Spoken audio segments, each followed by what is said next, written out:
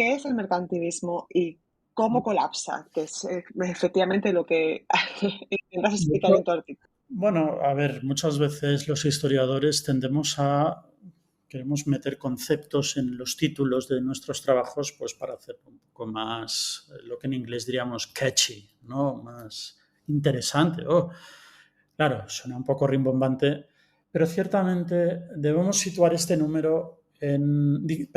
artículo en el número que coordiné con Deborah Beseghini, eh, en el que tratamos de analizar digamos, en distintos puntos del Imperio Español, esa transición de una economía mercantilista, que ahora me referiré a ella, a una economía, le podríamos llamar liberalizada. ¿eh? Y se trata efectivamente de un concepto no exento de complejidad y que yo tiendo a dar por sabido, pero yo me doy cuenta luego que en mis clases a veces hablo de ello, no clases de historia económica, y que hay que definir un poco. Mercantilismo es tanto una doctrina o distintas doctrinas o distintos pensadores económicos, sobre todo el antiguo régimen de la Edad Moderna, como políticas económicas desarrolladas durante esta época, ¿vale? Que debemos situar en el contexto del desarrollo de las monarquías europeas, tanto en el propio territorio europeo como en sus extensiones ultramarinas, ¿vale? En unas monarquías en competición entre ellas, que deben desarrollar sus aparatos estatales y que gradualmente van dominando más los recursos de sus respectivas áreas de control. ¿Vale? En realidad, mercantilismo es una palabra, inicialmente era peyorativa, la usaban, ahora no recuerdo, no sé si fue Mirabeau quien empezó a usar el término, pero Adam Smith la usa. Digamos que Adam Smith la usa para criticar la intervención estatal en la actividad económica. ¿Vale? De hecho, era así, era el Estado, los estados, pero debemos tener en cuenta que son estados de antiguo régimen, con unos mecanismos de control limitados. Porque claro, uno dice esto y parece una economía estatalizada, intervencionista, que se acerca, bueno, a sistemas no capitalistas. Bueno, es una manera de controlar la esfera económica o de fomentar sobre todo el comercio, las manufacturas, perdón, las producciones, las manufacturas y el comercio, según algunos pensadores también, las producciones agrícolas. ¿Vale? Y que el Estado debe velar por esas producciones para aumentar los recursos del propio Estado.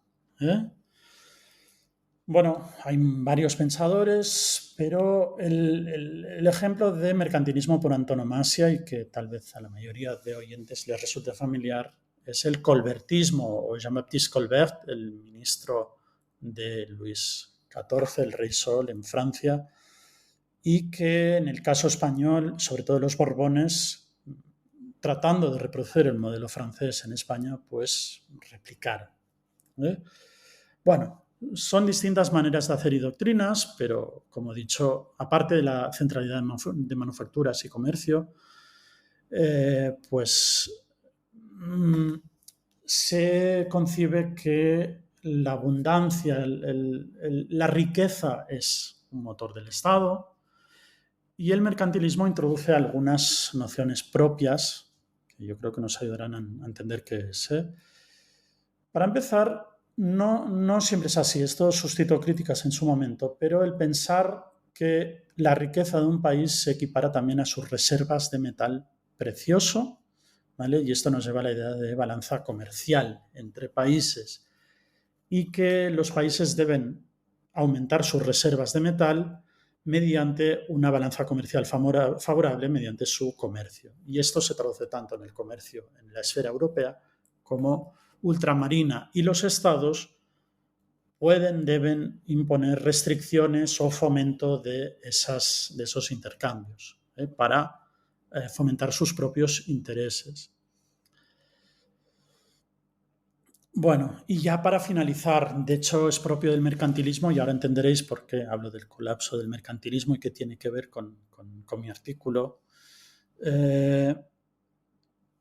algo muy propio de la doctrina mercantilista, que insisto, es esta doctrina económica propia del antiguo régimen, son los monopolios y las compañías privilegiadas. ¿Vale? ¿Qué es una compañía privilegiada? Pues una compañía de acciones muy propia del contexto europeo, sobre todo en el norte de Europa a principios del siglo XVII, pero que se va extendiendo al resto, por el que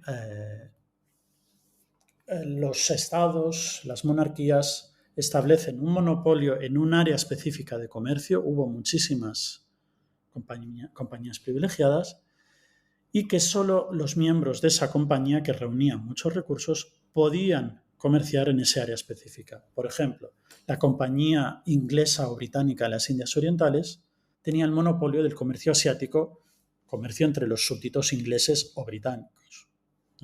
Y lo mismo la Real Compañía de Filipinas que vemos aquí. O, por ejemplo, un ejemplo de monopolio o de control estatal es el Galeón de Manila.